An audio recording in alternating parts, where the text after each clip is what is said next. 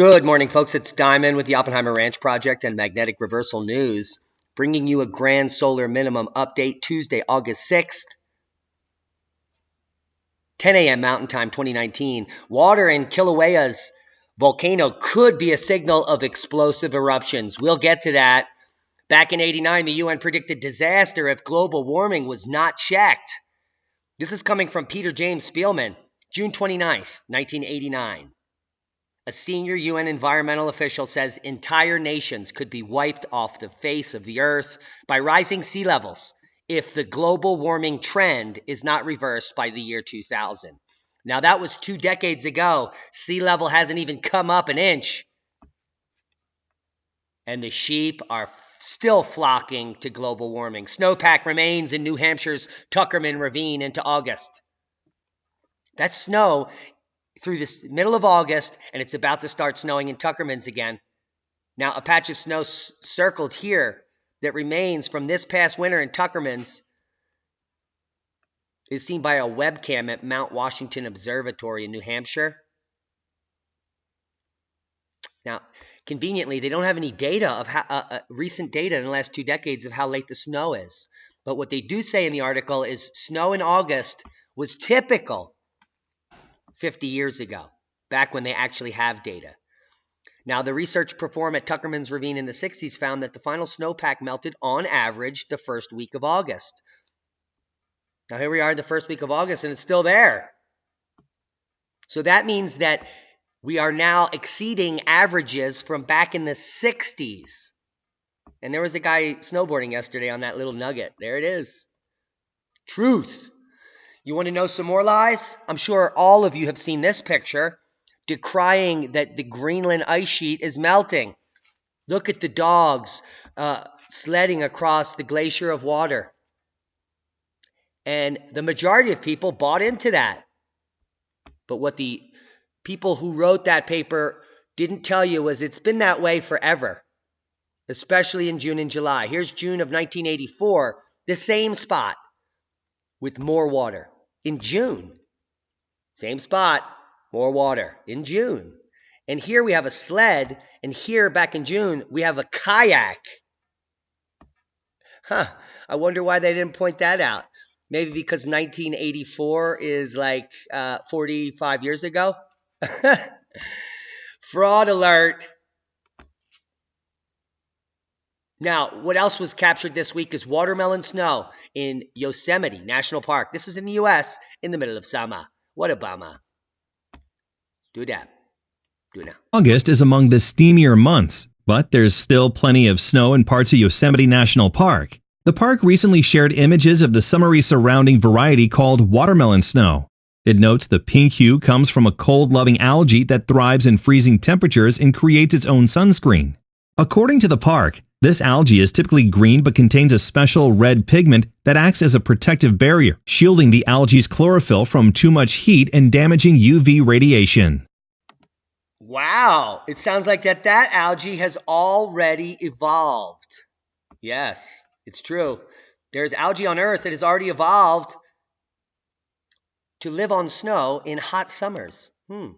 No global warming needed. Hail the size of tennis balls and grapefruit slams locations near the Twin Cities. Watertown and Delano were the winners, and they were hammered with very large hail over the last 24 hours. Hail that we've been predicting to increase for the rest of your lives, and increase in a big way. Now, this is deadly hail, holy hail. Yesterday's hailstones topped out at softball size, which takes 100-mile-per-hour updrafts to support and grow within the storm cell. Let's take a look.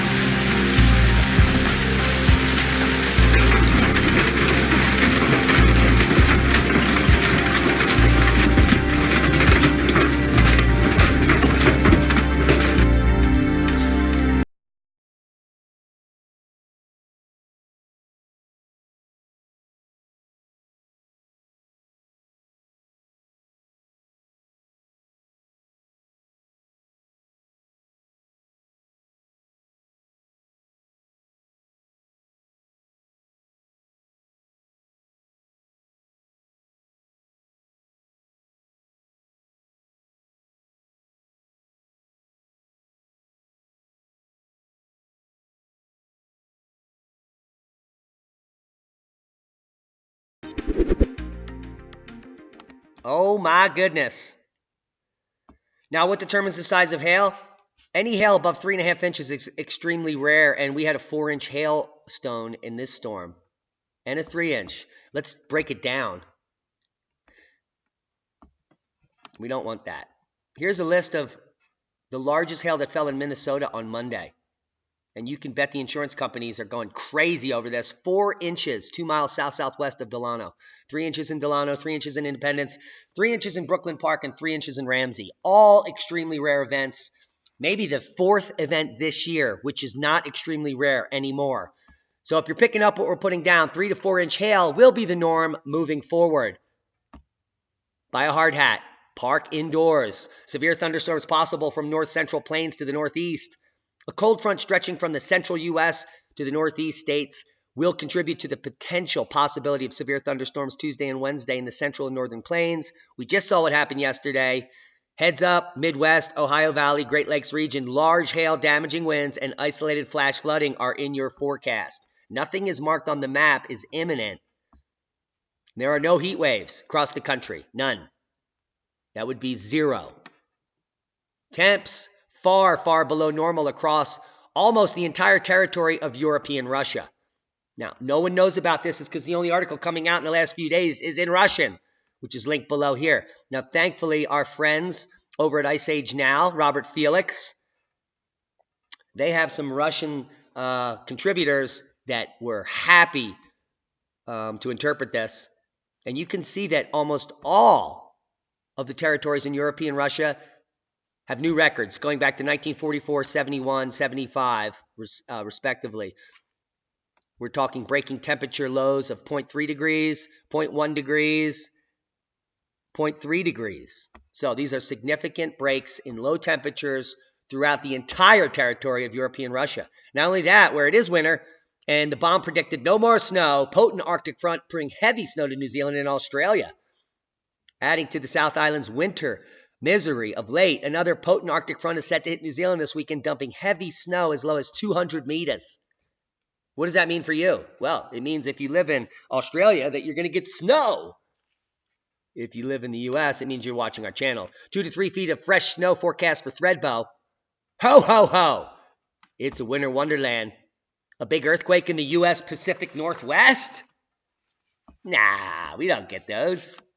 Yeah, well, apparently you never heard of the Cascadia megathrust, which is long overdue for producing a massive tsunami which will destroy Seattle and Vancouver. Just a quick heads up, if you don't know about the Cascadia megathrust and the catastrophe that will happen in the near future, I'll leave you links to the article below. Seismic update, no quakes of note. Some blot echoes in the Fiji region. And we do have a 4.1 kicking off in Manhattan, Montana, within the normal range up here in the Basin range of drop-down Graben activity. Anything above 4.4 would be of note. Water in Hawaii's Kilauea volcano could be a signal of explosive eruptions. That's true. It's called a phreatic eruption. And when the steam instantly boils, it's boom time. Read the article. It is coming.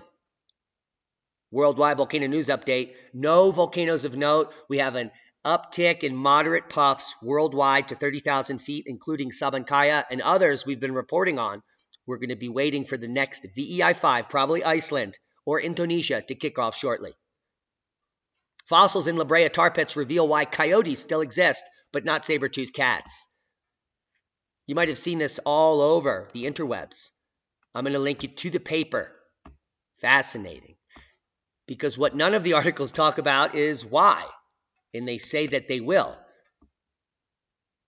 But they don't have the background we do. Causes and consequences of Pleistocene megafauna extinctions as revealed from the Rancho La Brea tar pits.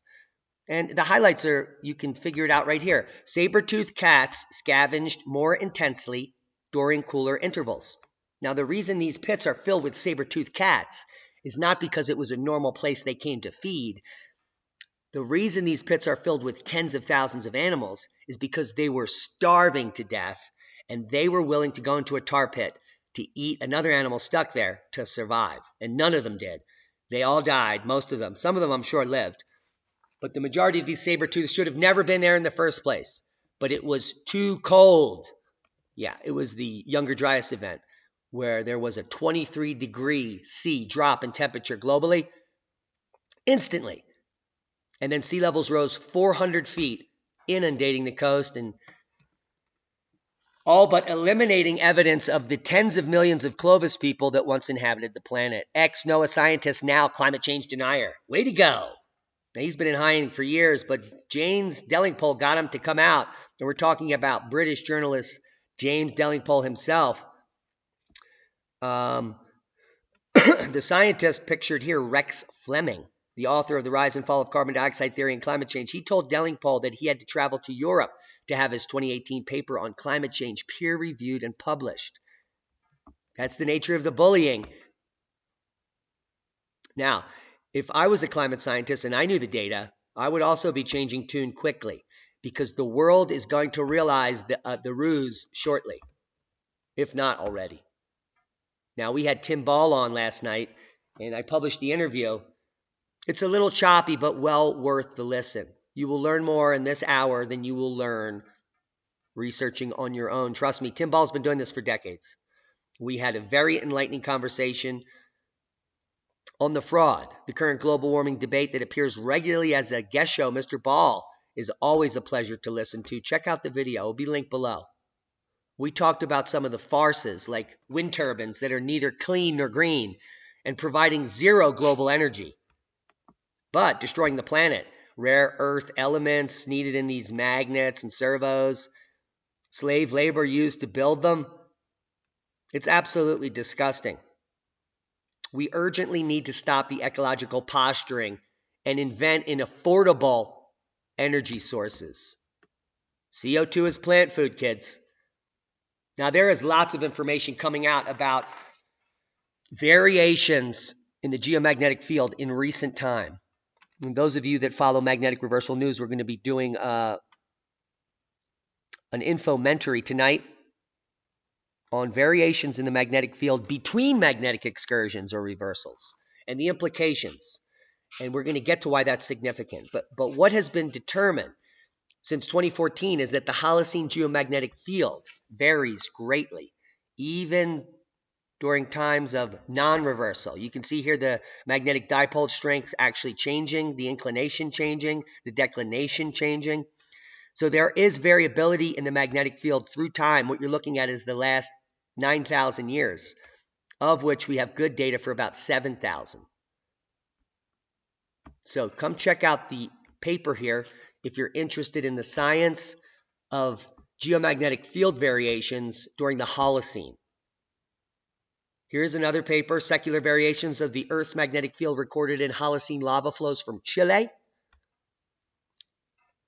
And the most recent paper that I have on the list here, Archeo intensity results spanning the past 6 kiloyears from eastern China and implications for extreme behaviors of the geomagnetic field. Now, why am I showing you all this? Because these extreme behaviors in the geomagnetic field, we are gleaning information that on these low points, when the field dies out here, or we have a weakened strength, these are times when empires fail. There's the time of Christ, the fall of the Roman Empire. 2000 BC, end of the empire. We have the Dark Ages right here. So the science is matching the historical documentation of weather globally. And now we know where the magnetosphere is waning and nobody is doing anything about it. Here's a 2018 paper. Multicentennial fluctuations of radionucleotide production rates are modulated by Earth's magnetic field. Now, in layman's terms, that means radioactive particles rain down on your head when the magnetosphere wanes, which is happening now.